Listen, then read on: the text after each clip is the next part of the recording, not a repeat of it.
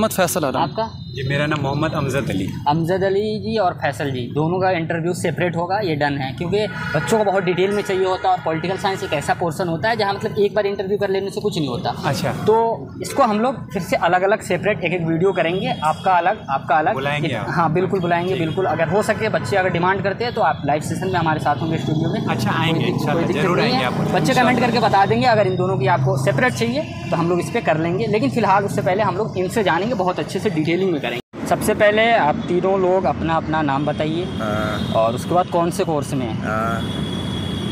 बताइए आप अपना शुरू। मेरा नाम राहुल कुमार सिंह है, मैं BA ऑनर्स पॉलिटिकल साइंस से हूँ। और आपका? मेरा नाम मोहम्मद अमजद अली है, मैं BA pol science honours first semester से हूँ। और आपका? मेरा नाम मोहम्मद फैसल आलम है, मैं BA honours political science first semester से हूँ। अच्छा, आप मुझे ये बताएंगे आप कहाँ से हैं? लोग बिहार से हैं, तीनों बिहार से। और आप तीनों बिहार से हैं? जी मैं कटिहार से हूँ, बिहार से। अच्छा, एक चीज़ यहाँ पे सबसे मतलब इम्पोर्टेंट ये है कि कहा जाता है BA ऑनर्स पॉलिटिकल साइंस है तो आपकी इंग्लिश बहुत अच्छी होनी चाहिए, और इसलिए आप लोग बिहार से आ रहे हैं, तो कुछ चीज़ें बैरियर थी आप? नहीं बिल्कुल भी नहीं। मतलब थोड़ी सी लगती है लेकिन वो हो जाता है जब आप तैयारी करने लगते हैं उसकी, जब तैयारी में आते हैं। आप बताओ। मैं बेसिकली मैंने स्कूलिंग जवाहर नवोदय विद्यालय से करी है, तो मुझे इंग्लिश का कोई भी इशू नहीं था। प्रॉपर इंग्लिश में मैंने पढ़ाई करी है 6 से ही, तो इसलिए मुझे इंग्लिश का कोई भी डिफ़िकल्टी नहीं और है। आप? नो, इंग्लिश मैटर नहीं उतनी करती, क्योंकि इंग्लिश ठीक तो ठीक। मैं यहाँ पे आप लोगों को रोकूंगा और ये पूछना चाहूँगा, जो बच्चे बिहार बोर्ड से हिंदी बैकग्राउंड से आते हैं तो उनके लिए कोई सजेशन होगा कि उनको पैनिक होना चाहिए, नहीं होना चाहिए, कुछ सजेस्ट करेंगे? जी बिल्कुल, अगर कोई बिहार बोर्ड से जैसे बिलोंग करता है तो उससे ग्रामर, मतलब ग्रामर में वोकैब हो गया या ये थोड़ी बहुत ग्रामेटिकली जो होता है वो उससे अच्छे से पढ़ने चाहिए, क्योंकि सबसे ज़्यादा मेन ये वोकैब ही मायने रखता है। और आपके हिसाब से? जी मैं ये कहूँगा कि अगर कोई बच्चा इंग्लिश मीडियम से नहीं है तो सबसे बेसिक चीज़ तो है कि जामिया में जो इंग्लिश के क्वेश्चंस आते हैं वो एकदम ही स्टैंडर्ड लेवल पे उतने टफ़ नहीं होते कि आपको दिक्कत हो। तो सबसे पहले आप यूट्यूब से कुछ चैनल्स को रेफ़र कर सकते हैं जामिया के लिए, और जो बेसिक गाइड आती है इनके एंट्रेंस के लिए उसको ज़रूर रेफ़र कीजिए। बता देते तो सही होता है स्टूडेंट के लिए। जी इसमें एक चैनल है स्टूडेंट्स इन्फो, और दूसरा चैनल मतलब आप काफ़ी कुछ टीचर्स इंडिविजुअली भी पढ़ाते हैं। आप बेसिकली सब्जेक्ट के लिए सर्च कर सकते हैं, विद जामिया का टाइटल अगर आप लगा दें तो आपको बहुत अच्छे से वो तैयारी करा देंगे और फ्री ऑफ कॉस्ट है। आपके हिसाब से कोई चैनल होगा? मैं तो चैनल तो अभी तक तो नहीं किसी चैनल से पढ़ा हूँ, पर मुझे एक बुक है जो SP बख्शी के नाम से आती है। बहुत लेंदी बुक है। लेंदी बुक नहीं है, मेरे हिसाब से बहुत अच्छी बुक है, क्योंकि वो बुक BLLB में भी सब मतलब फ़ायदा करती है। अकॉर्डिंग टू मी वो बुक जो है 3 महीने 4 महीने में इनफ नहीं, उसको आपको थोड़ी बहुत तो करनी होगी, क्योंकि हाँ बताएंगे कुछ टॉपिक्स वगैरह आपके हिसाब से जिसको कवर करना चाहिए उसमें से, जैसे टॉपिक्स वगैरह आइडियम्स एंड फ्रेजेस टॉपिक्स पूरे करनी होंगी। इडियम्स एंड फ्रेजेस हो गए, फिर से वन सब्स्टिट्यूशन हो गए, वोकैब में तो हो गए, जंबल वर्ड्स हो गए, स्पेलिंग टेस्ट हो गए, ये सब तो करने ही होंगे। आपके हिसाब से कोई बुक कोई चैनल क्या सजेस्ट करना चाहेंगे? देखिए मैं तो कहूँगा कि अगर आपको GS पोर्शन अपना तैयार करना है अच्छे से तो उसके लिए तो लूसेंट तो मस्ट है। लूसेंट पूरी नहीं, मतलब बेसिक नॉलेज तो आपकी होनी चाहिए, जो जिस सब्जेक्ट में आप आ रहे हो उसकी बेसिक नॉलेज तो होनी चाहिए, और लूसेंट आपको वो पूरी नॉलेज दे देगा। मैं यहाँ पे रोकूंगा आपसे, इसलिए इतना काउंटर क्वेश्चन कर रहा हूँ क्योंकि बच्चों का बहुत ज़्यादा डाउट होता है कि पॉलिटिकल साइंस है और पॉलिटिकल से क्वेश्चन ही नहीं पूछा जाता है। नहीं, इस बार भी क्या हुआ ना, हमारे एग्जामिनेशन में जब हम आए थे तो हमसे स्कीम्स के बारे में बहुत ज़्यादा सवाल आ गए थे, तो कुछ बच्चे एग्ज़ाम देख के थोड़ा डर से गए थे। लेकिन थोड़ा एक चीज़ मैं और ऐड करना चाहूँगा, अगर आप पॉलिटिकल साइंस में आ रहे हो तो मैं इतना कहूँगा कि रोज़ न्यूज़पेपर तो एटलीस्ट नज़र डाल लो एक बार, या फिर पढ़ लो कि कौन सी स्कीमें आई हैं कभी कभार, क्योंकि GMI का कोई भरोसा नहीं कब पेपर ये लोग चेंज कर देते हैं। इसलिए इस बार तो बहुत स्कीमें आई थी, तो एक बार एक रिकमेंडेशन है कि भाई न्यूज़पेपर डेली रीड करो, ठीक है। उससे कंटिन्यू कर सकते हैं। लूसेंट से क्या लूसेंट से देखिए जो हाईलाइटेड पार्ट होता है उसको तो पढ़ लीजिए, उसके बाद अपना जो पॉलिटिकल साइंस का जो मेन टॉपिक है उसको अच्छे कर अपने अच्छे से उसको प्रिपेयर कर लीजिए। एक बार वो अगर प्रिपेयर हो जाएगा ना तो आपका मतलब आधा समझ लिया, आधा पेपर आपका हो गया। अच्छा, आपके हिसाब से कोई बुक वगैरह सजेस्ट करेंगे? मेरे हिसाब से मैंने जो चीज़ फील करी है, आप एक बार एटलीस्ट आप प्रीवियस 5 ईयर के प्रीवियस ईयर क्वेश्चन ज़रूर देखें एक बार, क्योंकि इस साल जो मैंने एनालिसिस किया है 8 क्वेश्चंस थे जो PYQ आए थे इंग्लिश में पिछले ईयर्स वालों से। और एक चीज़ कि एक साइट है GK टुडे, इस साल मैंने मैच करा तो इस साल जो मैंने पेपर दिया है उसमें से जीके टुडे से 17 क्वेश्चंस करंट अफेयर्स वाले आए थे। और अगर आप बीए प्रोग्राम और बीए पोल साइंस ऑनर्स के लिए आ रहे हो जामिया के एंट्रेंस के लिए, तो मैं ये कहूँगा कि आप करंट अफेयर्स वाला पोर्शन, एनालिटिकल थिंकिंग वाला पोर्शन और रीजनिंग ये सब करके ज़रूर आएँ, क्योंकि ये चीज़ें ये लोग हर साल लगभग थोड़ा वेटेज इन चीज़ों को देते हैं। और इंग्लिश के लिए आप टेंशन ना लें, वो अगर आप बेसिक में आपने 12 तक पढ़ी है तो आपका इंशाल्लाह हो जाएगा। आपके हिसाब से कोई बुक वगैरह? मुझे ये बोलना था कि जैसे ना अगर जो भी हमारे जूनियर आएंगे अगर ये पॉलिटिकल साइंस एंट्रेंस के लिए, तो जैसे पॉलिटिकल साइंस में हम ये मानते हैं कि पॉलिटिक्स से ज़्यादा क्वेश्चन आएगा पॉलिटिकल साइंस से, पर ये बेसिकली आता नहीं है, ये ज़्यादा करेंट अफेयर्स आता है। तो मैं जितना भी पढ़ा मुझे ये लगा कि एक जीके टुडे बहुत अच्छा चैनल है, और उसके अलावा अगर हमें कुछ थ्योरी पढ़ना है तो उसके लिए एक बुक आता है स्पीडी का, ये नोट करें स्पीडी का। मुझे लगा कि उससे बाहर एक भी करंट अफेयर नहीं था। अच्छा। मैं एनालाइज़ किया, मैं उसको अच्छे से एग्ज़ाम के बाद भी थोड़ा पढ़ा कि मतलब कि कहाँ कहाँ से क्वेश्चन आए थे। मुझे लगा जीके टुडे बहुत बेस्ट है, पर उसको रिवीजन करने के लिए। और लास्ट 3 मंथ से लेके 6 मंथ्स जब आप एंट्रेंस दे रहे हो, उससे एग्जैक्ट 3 to 6 मंथ्स में जो चीज़ें स्कीम्स लॉन्च हुई हैं, जो चीज़ें सरकार ने बदली हैं, इन चीज़ों को ज़रूर आप पढ़ के आएँ, क्योंकि ये चीज़ें अक्सर चांसेस रहते हैं कि जामिया वाले पूछते हैं, वो चेक करते हैं कि अगर बंदा इस कोर्स में आ रहा है बीए पॉलिटिकल साइंस ऑनर्स, तो एक चीज़ ये चेक करते हैं कि बंदा कितना एक्टिव है सोशली, उसको पता है या नहीं कि आसपास दुनिया में क्या हो रहा है। तो ये मेन चीज़ है, आपको पता करके रखना है। जैसे जो पॉलिटिकल साइंस होता है वो एक्चुअली मतलब इससे इंटरकनेक्ट होता है, जैसे ना सोसाइटी से, करेंट अफेयर सोसाइटी में क्या हो रहा है, तो उसके लिए करेंट अफेयर बहुत मस्ट होता है। अगर करेंट अफेयर आपका अच्छा है, मुझे लगता है कि जामिया तो 2 साल से करेंट अफेयर पे ही पूरे डिपेंड हो गया है। हाँ, लेकिन ये है कि एक बहुत बड़ा पार्ट है इसमें। एक चीज़ और ऐड करूँगा मैं, देखिए पढ़ना तो बहुत ज़्यादा ज़रूरी है, उससे ज़्यादा ज़रूरी है रिवीजन करना। अगर आप पढ़ते जा रहे हो और पीछे का छूटता जा रहा है ना, तो फिर भाई पेपर में ब्लैंक हो जाओगे, एकदम कुछ नहीं समझ में आएगा। इसलिए जो पढ़ रहे हो ना, या तो प्रॉपर नोट्स बनाओ लूटसन से भी, या फिर हाईलाइट कर लो उसको, बुलेट पॉइंट्स। हाँ, और ज़रूर रिवाइज करो भाई। रिवाइज एक ऐसा तरीका है ना जिससे आप JMI का एग्ज़ाम कर सकते हो क्रैक।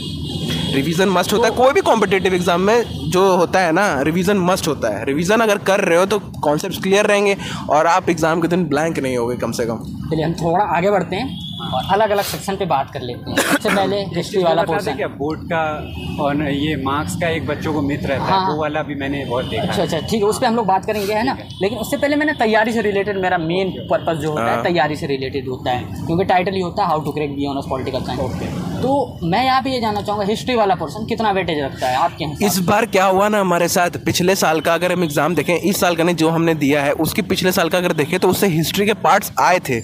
लेकिन इस बार पता नहीं जामिया को क्या हुआ कि उन्होंने करंट अफेयर्स ज़्यादा डाल दिए और हिस्ट्री का पार्ट थोड़ा सा लिटिल रखा। जामिया वाले जब भी पेपर सेट करते हैं वो करंट सिनेरियो को बहुत ज़्यादा ध्यान में रखते हैं। तो आप हमेशा ये देखें कि आप जिस साल भी पेपर फिर करें, उस साल आप ये देखें कि इस साल कौन सी चीज़ें हुई हैं देश दुनिया में। हाँ, क्योंकि जामिया वाले ये करते हैं कि मेरा बच्चा जो इस यूनिवर्सिटी में आ रहा है वो पहले कितना एक्टिव है। बस ये नहीं कि आप टेक्स्ट बुक पढ़ रहे हो तो वो हर कुछ चेक करते हैं। और जो बच्चे मेनली अगर ह्यूमैनिटीज़ बैकग्राउंड से आते हैं तो उनके लिए ये है कि आप अगर टेक्स्ट बुक हैं आपके पास, history, geography, economics, pol science की, ये सब आप अच्छे से पढ़ो। और अगर साइंस वाले जो ऑप्ट कर रहे हैं या कॉमर्स वाले, उनके लिए यही है कि आप बेसिक में जो हम लोगों ने पहले बताया वो चीज़ें आप ज़रूर रेफ़र करो। एक फ़ायदा यहाँ ये हो जाता है कि आप टेक्स्ट बुक जब सही से पढ़ते हो तो आपको बहुत सारे क्वेश्चन यहाँ सही से सॉल्व करने में आसानी होती है।